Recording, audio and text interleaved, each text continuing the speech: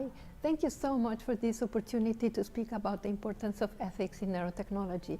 Like in any technology, ethics is what allows us and forces us, in fact, to ask us the right questions. Why do we need these technologies? For what? For whom? Who is going to be benefited and how? And who is going to potentially be harmed and how?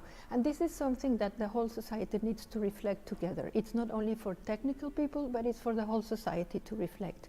And we need to make sure that neurotechnologies will ensure the protection of human rights, the fundamental freedoms, and for example, the right of privacy, mental integrity, that we're not going to be manipulated neither for commercial reasons, neither to be more productive at work, for example, but more to protect ourselves from any accident at work.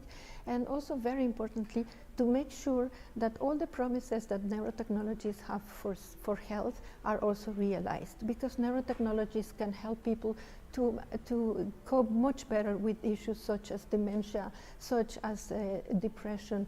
People can get rid of the symptoms of Parkinson. So we need to make sure that these technologies are really used for good, for the protection of human rights, for fundamental freedoms, and not for commercial reasons and not for manipulation. So it's really the main role of ethics.